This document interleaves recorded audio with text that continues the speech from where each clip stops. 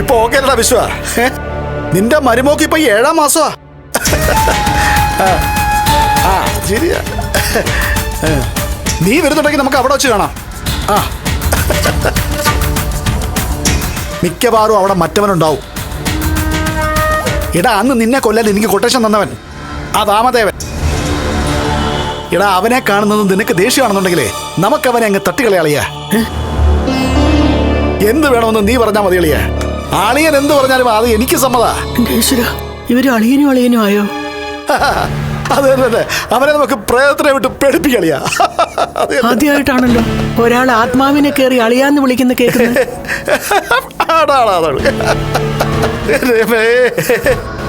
അല്ലളിയാ, ഞാൻ അന്ന് നിന്നെ ഇടിച്ചു കൊന്നതിന് ശേഷം നീ എവിടൊക്കെ പോയി? ഫുൾ കറക്കം വരുന്നല്ലേ?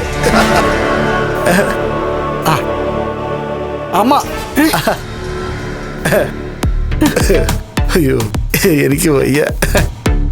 എന്താ അയ്യോ നീ കരുതോ. ആ നീതോ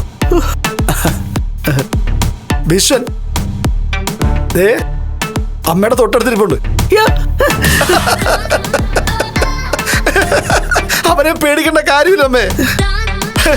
മരിച്ചെങ്കിലുവേ അവൻ മാന്യനാ. കണ്ണനോട് അവന്റെ അച്ഛനെ കൊന്നത് ഞാനാണെന്ന് എല്ലാരും പറഞ്ഞെന്ന് അറിഞ്ഞതോടെ അവന് വലിയ സന്തോഷായി. ഇപ്പോഴും നിന്റെ അടുത്ത് അവനുണ്ടോ? ഇല്ല, അമ്മ വന്നോണ്ടായിരിക്കും അവൻ പൊളഞ്ഞു. അവന്റെ മോനോട് നീയാണ് വിശ്വനെ കൊന്നു പറഞ്ഞില്ലേ? എന്നിട്ട് അവനെന്താ നിന്നെ വിട്ടു പോകാത്തെ? അതിന് അവനെന്തിനാ എന്നെ വിട്ടു പോന്നേ? ഞങ്ങൾ തമ്മിലിപ്പോ നല്ല കമ്പനിയാ. അളിയനുവാ. ഇനി വരുമ്പോ ഞാൻ അവനോട് പറയാം അമ്മയ്ക്ക് ഒന്ന് ദർശനം തരാൻ. അയ്യോ വേണ്ട, എനിക്ക് അവന്റെ ദർശനമൊന്നും വേണ്ട. നീ തന്നെ അവനെ അങ്ങ് കണ്ടാ മതി. അല്ലെങ്കിലും മനസ്സ് ശരിയല്ലാത്തവർക്കൊന്നും അവനെ കാണാൻ പറ്റില്ല. അമ്മയ്ക്ക് തീരെ പറ്റില്ല. അങ്ങനെ ആയിക്കോട്ടെ. മരിച്ചവനെ എനിക്ക് കാണണ്ട. ഇവന്റെ ശരീരത്തിൽ അവൻ പറ്റിപ്പിടിച്ചിരിക്കുവാന്നാ തോന്നുന്നത്.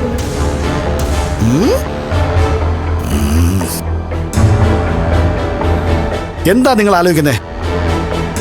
ഏയ് ഒന്നുമില്ല. അപ്പൊ പിന്നെ ഞാൻ അങ്ങോട്ട് പോയി കഴിഞ്ഞാലേ അവൻ വരുമായിരിക്കും. അപ്പൊ പിന്നെ നീയേ അവനുമായിട്ട് സംസാരിച്ചോണ്ടിരിക്കേ. ഞാൻ പോവാണ്.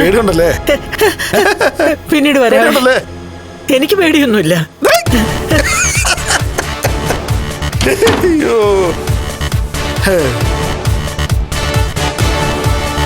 വിശ്വാളിയാ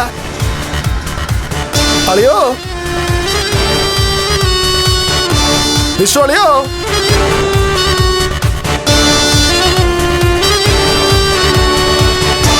ഇല്ല വന്നില്ല.